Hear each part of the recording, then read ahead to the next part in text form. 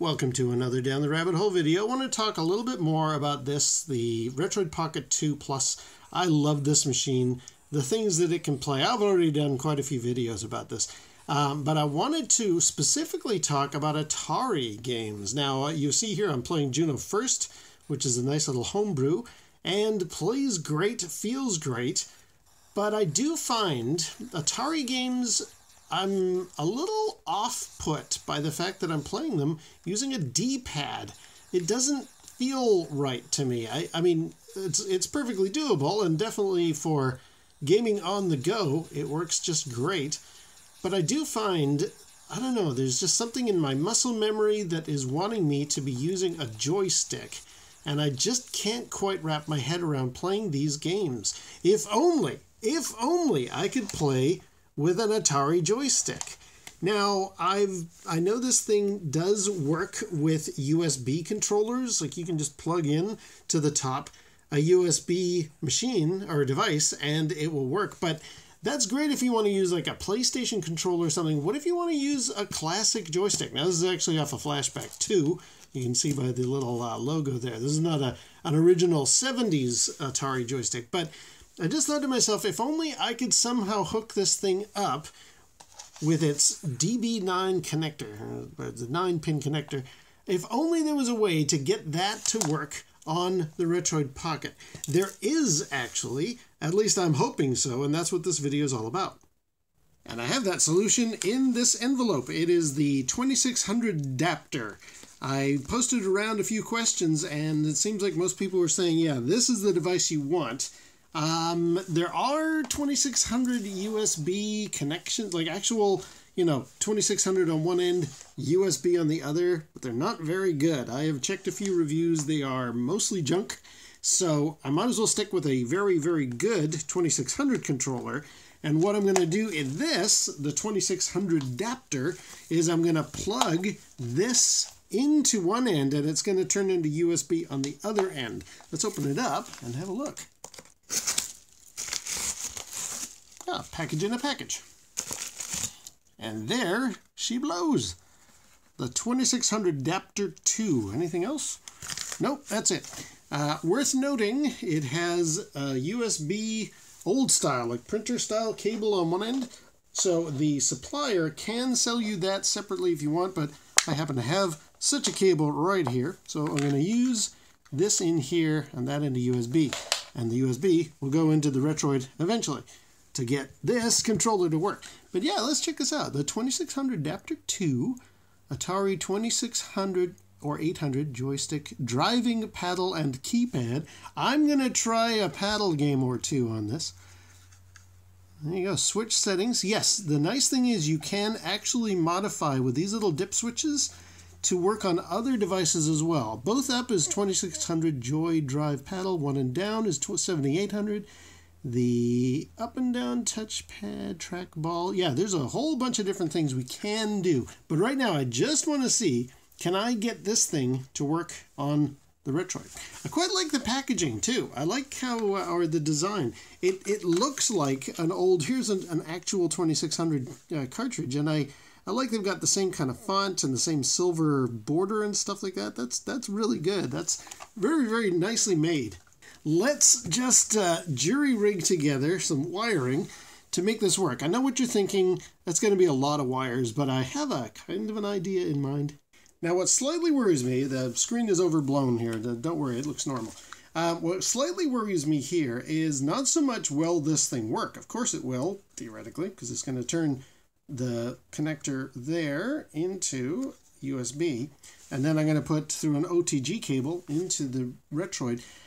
Theoretically, this will work. We are about to find out. What I'm more concerned about is the original joystick only has the four directions and a button.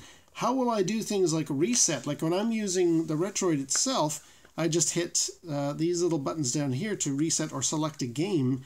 I'm assuming these will still be available to me when this thing is plugged in. Let's find out here. Okay, so 2600 down here. We take our connector from the joystick and it goes into here.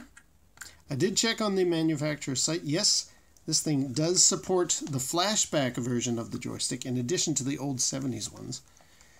Oh, man, it's snug. Is that on there? I guess so. All right. And then from the other end, we do our USB old-style printer-type cable to here. And then the other end, now that's not going to go straight into the Retroid. I have to actually use another connector I've got, where this is an OTG cable that takes USB original A in there and then out to C. So let's put that in there. Which way is it going? There we go. Now, with all of this spaghetti junction stuff going on, let's bring the Retroid back. And I'm just going to plug her in and see what happens.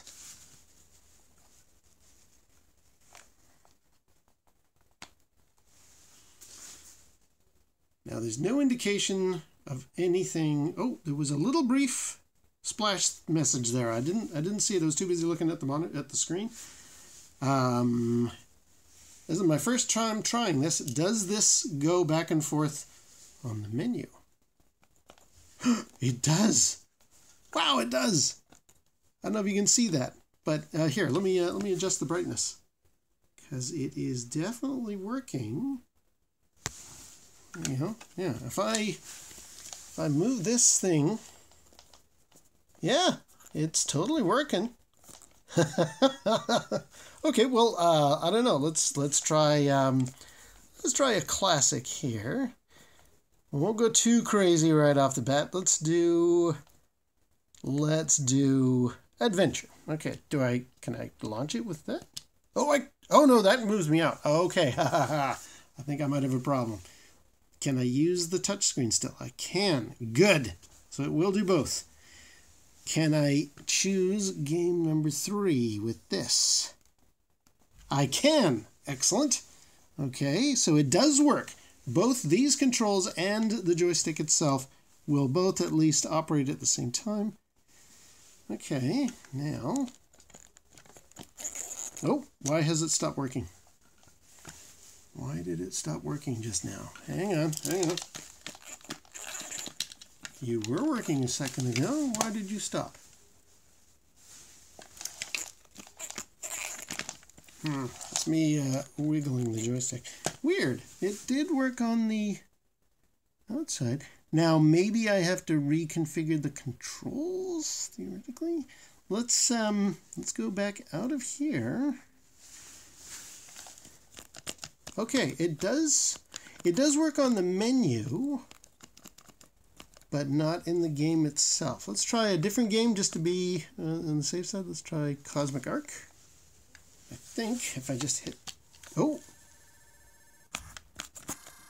Okay, it recognized the button press for launching the game. So I think all I need to do is just remap the controls. Now that's going to be kind of interesting. Okay. Leave this one with me for a second. I'm just going to see if I can remap here.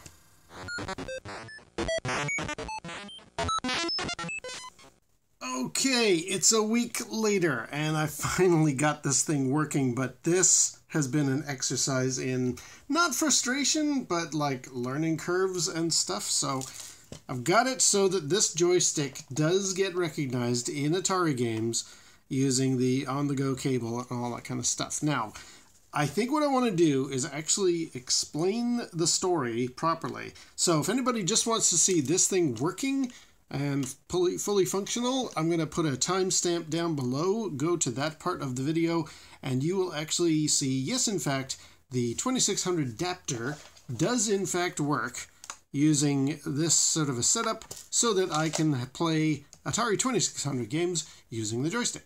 However, for those who want to go through the entire length of it, let me just show you some of the things. So first of all, yes, when I plug in the adapter, it does immediately get recognized. Down there, microchip technology 2600 adapter. It does get recognized. That's good.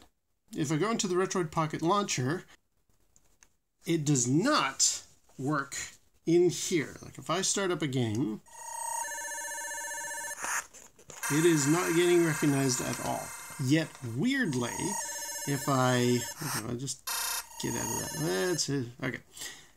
Weirdly, if I pull down and bring up that little white thing there on the side, if I go to the key test, if I use this and move the joystick, you can see it is being recognized as the left thumbstick, no problem there. And the button does get recognized as the letter B.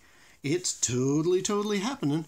So I was just sitting there like, okay, well, wait a minute. If this is getting recognized, as you can see, why isn't it working in any of the games? And then I thought, okay, well, maybe it's a remapping thing. So what I did was I actually went through the... change the brightness again. I actually went through the control layout settings for RetroArch here. And what I ended up doing was kind of buggering the Retroid Pocket controls. So I thought, ooh, I want to go carefully here. What I did at first was I went to, yes, input. So what I did was I tried remapping. That did not go well because it ended up buggering up everything. I went through and changed port 1 controls. That was where I made my mistake. So I posted online. I gave my details of what happened here. Somebody said, well, try port 2. Since I had to reset all of this back to the RetroArch defaults. And when I did that, the new problem was now my games don't auto-save whenever I exit, even though I've turned that on and off. So I was kind of like, okay, I don't really want to go messing in the RetroArch menu if I don't have to. But somebody said, well, go to port 2, and that will be just fine. Now, port 2 has some interesting options. Analog to digital type. Now, initially, this was set to none. I tried making it left analog, since that is, in fact, what the controller, the joystick, is being recognized. But when I went back and tried playing, it still wasn't working. As you can see, well, okay, this isn't really a good example. Let me pull up another one here. So I've also got Berserk here, which is, I think, a better way of showing. Now, the gun does shoot. You'll see that's at least working, but I'm not moving anywhere, no matter what the heck I try. So then I found, okay, if we go into the quick menu, and I had changed it to right analog, I found that this slider did work, which was weird. Let me show you that. See, we're back here in the game. But you can see my guy is moving around. You might be noticing this is a slightly different version of Berserk. That's true. This is a port that actually makes the game. It's got a little voice support, and you don't have to choose a weird version for Crazy Auto to come out, that kind of stuff. But yes, it does work with this thumbstick. So I thought, okay, that's working fine. I know that this is the other, like, since we know this works fine, and we know that the joystick is being recognized as this controller, all I have to do is make it the left analog, right? Sure, but that doesn't do anything. Port 2, change to left analog, or I could change it to left forced, which would mean it would absolutely have to be this thing. Look, it doesn't even work with this. Never mind with this. So that's ridiculous. Also, yeah, I've locked out the left stick too, or the right stick. So I don't know why that was happening. Like, no matter what I did, and I tried this for quite a long time, even though I have this joystick being assigned, I mean, we can see in RetroArch, it is being recognized as the left thumbstick. But no matter what I did, you know, even with the thing disconnected and just trying to make games work with this. And the strange thing is I can go through the menu. Look, I can go up and down just fine using the joystick. That's not the problem. The problem is, let's see, let's do that. Yeah, see, I'm going up and down the menu. But in-game, the thumbstick is not getting recognized. I don't understand it. I thought, okay, first of all, let's disconnect this guy. Let's remove the adapter from the equation. I then noticed the behavior. This thumbstick versus this thumbstick, very, very different. This thumbstick goes up and down the list like you would if you were using a regular thumbstick controller. This thing moves the entire screen, you'll notice. Almost as if this was more like a mouse movement. Oh, I'm out of focus. Yeah, more like I was moving a mouse. It doesn't go up and down the list like this thumbstick does. It sort of swipes the whole thing. And that's when I thought, wait a minute, this thing isn't even, never mind the joystick, which is being recognized as the left thumbstick. The left thumbstick, oops, I've done it again. The left thumbstick behaves differently to how the right thumbstick does. So I was like, well, what am I going to do? I can't get this thing to work. That's when I decided, you know what, I'm going to just not use RetroArch. I'm going to get out of this thing, and instead, there are other emulators that work with this Retroid Pocket. Android has got tons of Atari 2600 emulators. Let me try those out. So I actually went to the store, and I tried out a bunch. I tried MU3600XL, which has some nice features, and I managed to at least load Adventure up in here. But I noticed as soon as I plug in, first of all, it's got ads. Second of all, as soon as I plug in the controller, and it does recognize it, you can see microchip 2600daptor 2. But as soon as I hit the button, it brings up the menu. And there's no real way to remap this thing, or these buttons, into not being the, like, basically, I want this thing to be, I want this button pressed to be the A, not the B. There's no way to remap that, so that one was out. Then I tried Lemuroid, which was not bad. At least it would seem to work. Let's fire up that Berserk there. And it did seem to work, at least initially, when I mapped it. I could move the controller, but it would work briefly. Oh, you can't even see what I'm doing. It would work briefly, and then it would just stop. If I was lucky, I would get like half a game out of it. And I was like, all right, well, that's no good either, so forget Lemuroid. What I did find in my searches randomly is a game called Adventure 2600. Yeah, you can't really see it. Adventure 2600, which is a very cool collection of games based on adventure, obviously. But it's added like 26 levels, I think. So in this, I can change. The controls will get recognized. See, I can actually move my guy around the screen. And I can pick up keys. There we go. So that at least does work. I don't know what these other symbols mean up here. Let's try playing. So this works. At least I got something. It runs a little slow. But what I like is it's actually got different levels. I can actually go over here. This is not in original. Ooh, what the heck is that? Oh, is that the options? Cool. Heck, I haven't really messed with that. Yeah, what's over here? Now you got me intrigued. Yeah, other stuff. Cool. Anyway, yes, the one downside is the button is not being recognized. So I can pick stuff up, and I can go into the yellow castle. But I can't drop the key unless I go and pick up the sword. So it's sort of playable as long as I don't need to pick up anything. But, you know, that's something at least.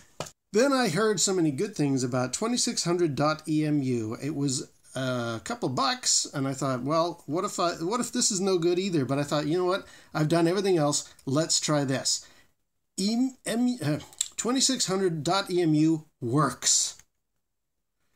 Now, it's not the most pretty interface. I have to kind of go through, you know, touchscreen and stuff. But I was able to map the buttons to whatever I wanted, and I can make this thing work with a slight caveat, slight problem. Let's bring up that Berserk.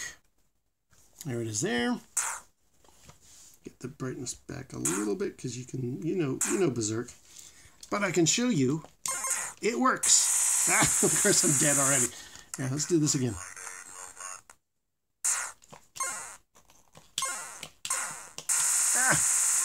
Okay, I can't play with beans because now the camera's rolling and it's a lot of pressure, but there we go. And it feels right. It feels like the right speed. So this is finally the Berserk, or the controller interface of my dreams.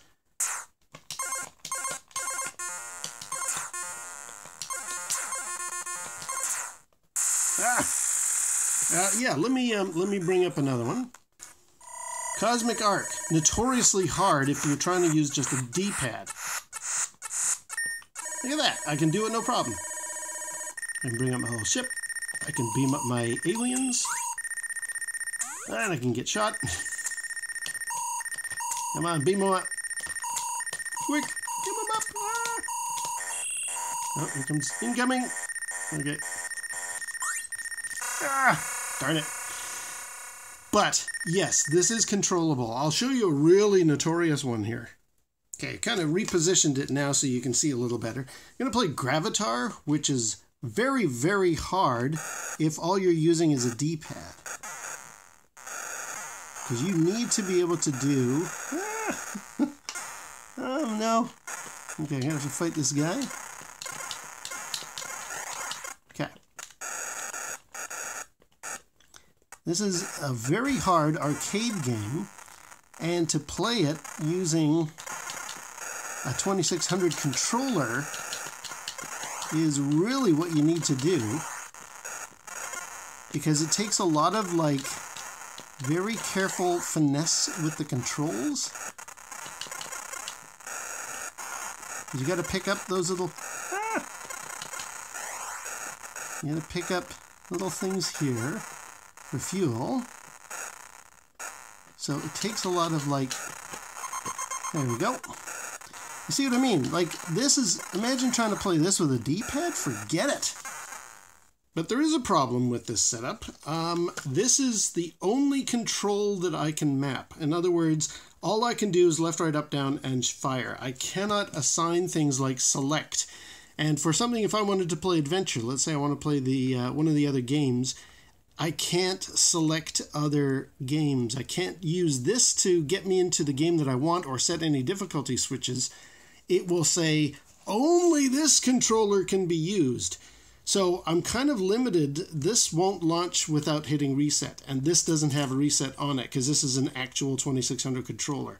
So I'm kind of, again, limited to only games that will launch if I hit the start button or if I hit fire to start the game. Luckily, most homebrew games are like that now, but it is one of the limitations. This thing, I've tried remapping to say, well, that's the start button. And it says, oh, do you mean this controller as opposed to this controller? So it's an A-B, like either you've got this thing or you've got this thing. You can't seem to have both simultaneously, which is a bit crummy, unfortunately. Other sad news is paddles don't seem to be working, at least not now. I've got Circus Atari loaded up there. I'm going to plug my paddles into the other end of the adapter here.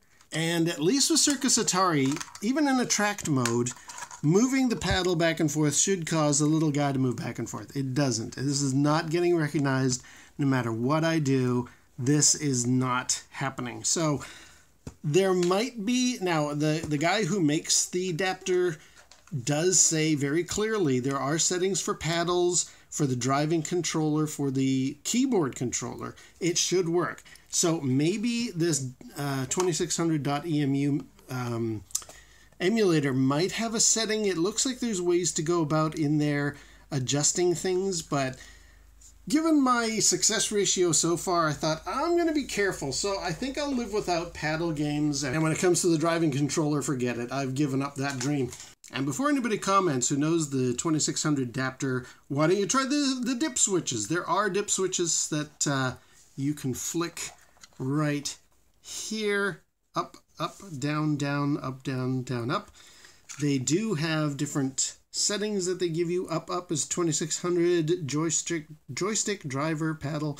I've tried each of these configurations. Can you make that up?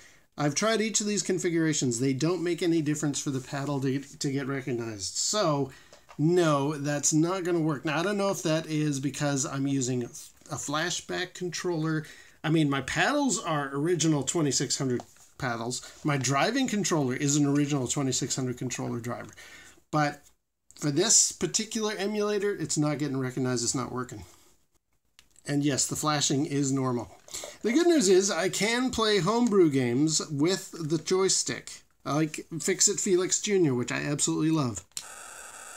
Which is essentially Fix-It Felix from the Wreck-It Ralph movie.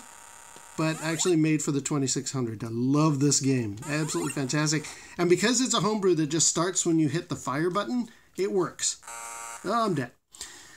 So there we go. Yes, I did manage to get the joystick working with the 2600daptor, even though it's got its foibles, its limitations. I cannot get this thing to behave itself in the other emulators, which means for things like adventure, I can't hit reset or select. So any games that require that, I'm going to be kind of hooped. I can only play games that start with the only games that start with the fire button can I play, which is fine. That's the vast majority of homebrew games. That's great. And there's a lot of the 2600 library that actually launches that way, so I'm very happy. This will at least work. And paddle stuff, it's unfortunate, but, you know, I don't know how much I'm going to be hauling all of this crazy Frankenstein wiring out anyway. Time will tell. I really am glad that at least an option exists, and this wasn't terribly expensive. Again, link down below to where you can get a 2600daptor. This is the number 2 model if you're interested. It will work with the Retroid, just not in RetroArch. It does work with the 2600.emu emulator. That's the only one I could get this working with. So that was quite the long ordeal, quite the long journey, but I'm happy in the end. Now I can just plug in a joystick and I can play some things. For example, Gravatar, which is virtually impossible with a D-pad. Forget it. Same with Cosmic Arc, because just timing is too far off. This works. This emulator is very good. It was worth the $4 or $5 I paid for it. And the adapter is also very good too. Right, well, that's the end of that investigation. Until next time, we'll see you down the rabbit hole.